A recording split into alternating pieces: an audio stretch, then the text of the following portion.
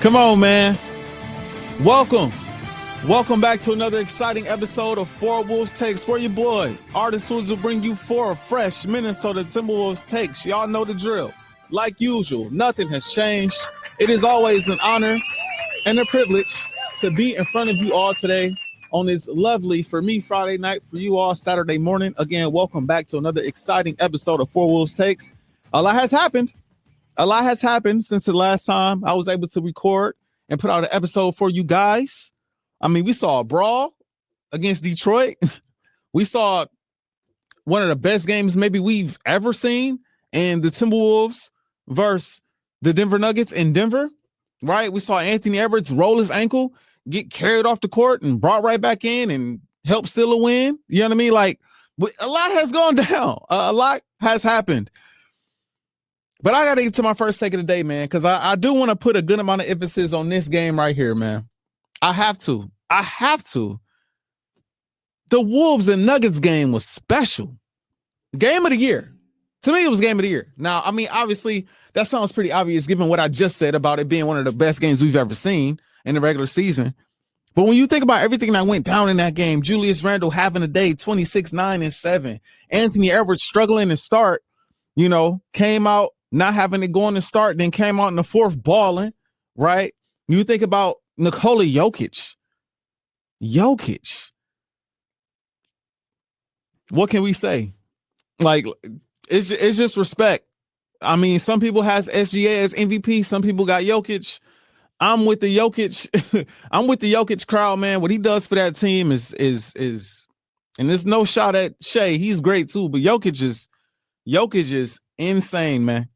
He is insane, right? You got Russell Westbrook and his, I don't even know what to call it at the end of the game.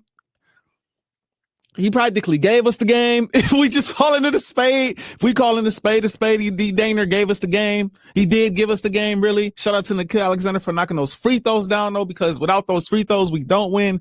Like, double overtime. Come on, man. It don't get much better than that. I think that's the game of the year. I don't think there has been a single game better than that game literally all year. So first take of the day, easy take. Just want to get that out of the way. And just sometimes, man, you got to take a step back. You got to take the analytical side out of it.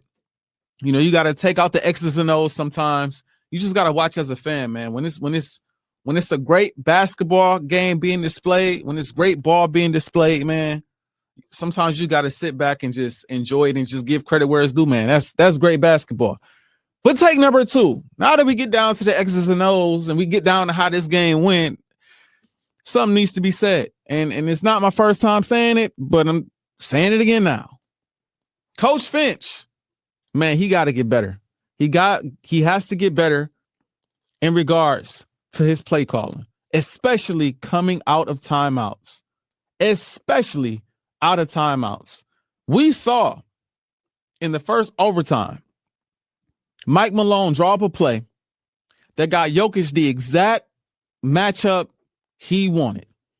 Anthony Edwards right there, top of the key. I'm backing him down all the way into the paint. Little bunny over the top, easy bucket. Anthony Edwards was just like, he was just there. But that's the matchup that they wanted. They set an off-ball screen, right? They got the switch they wanted, right? Now Anthony Edwards isn't guarding Bron anymore. He's guarding Jokic, and that's the matchup that they want. It's the matchup that they want. Now Julius Randle is not on Jokic. He's guarding Bron, and again, backed him up into the paint, bucket. We come back on the following possession. Anthony Edwards, out of a timeout, gets the ball at the top of the key. All right, I guess the double team is coming. Let's move the ball around and try to get a good shot. And it ended up not being a good shot because Denver saw it coming, moved, rotated quick enough to contest the shot. And there you have it. Here comes double overtime. It's just like, literally, we saw great play calling out of the timeout. And then we saw, I don't know what that was out of the timeout. It's like, maybe it was just simple. Hey, they're going to double team Ant. We're going to move the ball to the open man.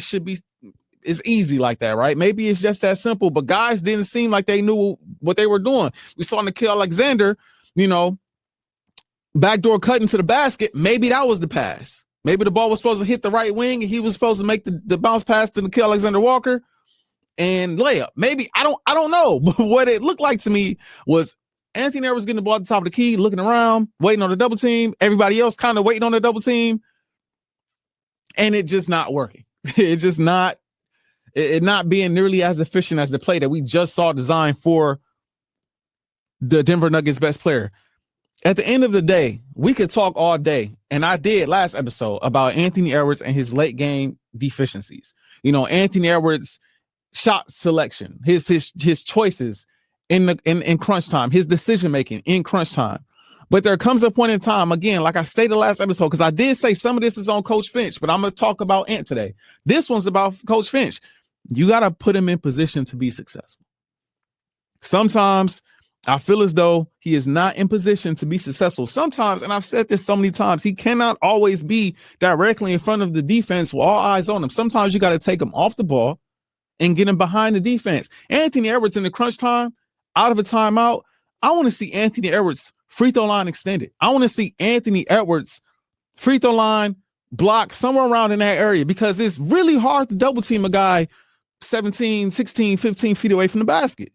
And if you do, okay, now I have shooters around. Now I can see who I can get the ball to. It's an easier pass. It makes it harder for the defense to rotate. But if he's getting the ball at the top of the key and we just kind of standing around looking, Anthony Edwards is out of the play at that point. He's out of the play.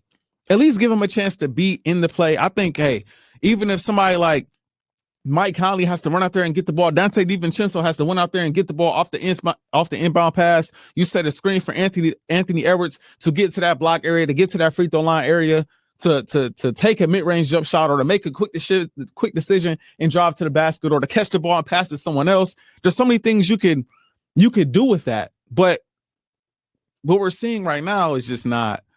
It's not it. When you think about some of the greatest players to ever play this game, their game was mid-range. Dwayne Wade's game was mid-range and slashing to the basket.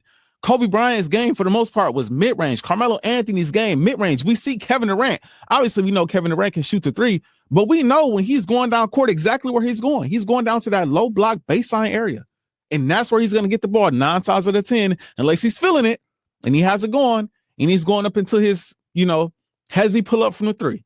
Like, at some point, we got to get Anthony Edwards to the point where he is in the mid-range in the crunch. Again, we know great three-point shooter. He's had a historic year shooting the three-point, shooting the ball from three. So we're not completely trying to take that out of the game. But what we are saying is, hey, man, out of the timeout, we want you at the block sometimes. We want you at the free throw line sometimes. It'll make it easier on everybody, I think. We're watching Denver execute like everything they want, they getting. At least they getting the look that they want. Whether the guy makes the shot or not, that's on them. But at least they're getting a look. We not even getting the look we want half the time. That's my mini rant right there for take number 2. Take number 3, though. What I will say is this. I was nervous about that Brooklyn game. Like a lot of people here at Score North, we were all nervous. I heard my manager, Phil Mackey, said, I heard our good friend Kawatagi said, good friend and analyst Kawatagi say, hey, man, to paraphrasing what he said, in a nutshell, that loss to Brooklyn is going to sting because the Wolves have done that so many times this year. Emotional high, you beat one of the best teams in the league. Then the next time you play, you look like one of the worst teams in the league against one of the worst teams in the league, another one of the worst teams in the league, and you lose the game. That's happened so many times that I was expecting them to come out and at least not play well against Brooklyn. Not going to lie. But what I will say is this. If I'm going to harp on how they play against bad opponents, how I feel like they don't show up and play well against teams that don't belong on the floor with them at times, then I got to give them credit when they show up and they handle business. Now, I know some of you are watching and listening like, yeah, this is what they're supposed to do. Yes, it is absolutely what they're supposed to do, right? But as we see, like I said before, sometimes they don't. And so credit where it's due. I think that win showed growth. You're on the road still. You're fresh off of a big-time win against Denver. It's only one day in between. And you go out there and you handle your business. You understand at this point that every single game matters. The Western Conference, 8-3 is separated by like 2 games. So like all of these games matter down the stretch. You cannot afford to drop games to bad teams. Just put it like that. Teams that are not playoff teams. Like you really can't afford to take many losses at all in general. But you really look back, the losses that you take to teams you're not supposed to lose to, those losses around this time, they sting even more. So I'll give credit where it's due. I think that showed me some growth, some maturity. We understand what's at stake. We're trying to get the best seed possible. We still got a chance to win 50 games. We still got a chance to be the third seed, crazy as it sounds. The chances are not super high, but it's possible. It's possible to sneak up there at this point. You only, 2 games back? What is it? Let me just go double check really quick. Yeah, you're 2 games back as we stand right now, Friday night. So, hey, man, you went out there, like I said, you handled your business. Rudy Gobert, shout out to him. I just said what I said about him, but 21-18, I mean, credit where it's due. Anthony Edwards, 28, 5-3. Nickeil Alexander-Walker, can't talk about Nickeil Alexander-Walker enough for how well he has played as of late. The boy been special on both sides of the ball, making big time shots. Wolves got to find a way. I don't know if it's going to happen, y'all. I'm going to be honest.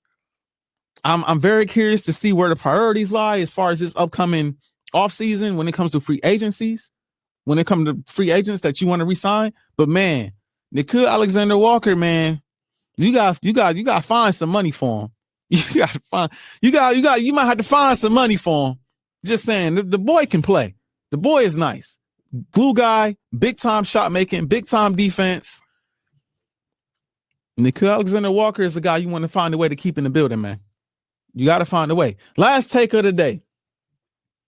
I brought up the standings for a reason. Again, shout out to Nickeil Alexander-Walker. The Wolves will avoid the play-in tournament. This is something that I've been watching for quite some time. And sure, maybe this take doesn't sound as bold to you all today, but it was in question for a good amount of time. I believe not only do they avoid the play-in tournament, I think they get as high as 5th. I think they finish as the 5th seed in the Western Conference. So let's make that like a little side take up under the word tournament. 5th seed in the Western Conference is what I'm predicting for the Minnesota Timberwolves. I mean, it is literally separated, like I said, by a half a game. You're going to see the Grizzlies a little later down the road. And as great as the Warriors are playing, man, 1 or 2 games can shift this thing. I think they got a couple losses in them still. I don't think they're about to continue this. And they're playing great basketball. They are hot. But we know basketball, sports, is ebbs and flows, man. It's ebbs and flows. I can see them dropping a game or 2 down the stretch. The Wolves continuing to extend at this point. Can't even say the word. Ascend at this point and snatching that 5th seed, man. I can see it. That's what I'm predicting. Not only do they avoid the play-in tournament, they end up as the 5th seed in the Western Conference. And if you end up as the 5th seed in the Western Conference right now, as it stands today, you will play the Los Angeles Lakers. Talk about a box office matchup. Talk about a must-see matchup. Anthony Edwards, Julius Randle, LeBron James, Luka Doncic. You know, the Wolves get the opportunity to get a little revenge, a little payback on Luka. Not with the same team, but still Luka. So, hey, man. And the Wolves got a lot of depth, man, as we've stated multiple times on this show. Also, they're big. The Lakers are very small. Just saying, man. I feel good about the Wolves. I know it's been up and down, y'all, because they've been up and down. But I feel good about the Wolves, man, getting that 5th seed. Just figure out the out-of-bounds plays, man. Figure out the out-of-timeout plays, man. Goodness gracious. That is all I have for you all today on this week's episode of 4 Wolves Takes. I appreciate you all for tuning in today. Checking out your boy. Let's go, Wolves. Let's get that dub today. Should be another easy. Well, I'm not say easy. Should be another win today. The Sixers, it should be another win today. Let's continue to climb. If you're the Minnesota Timberwolves, again, thank you all for tuning in to this week's episode of 4 Wolves Takes. I'll catch you next time.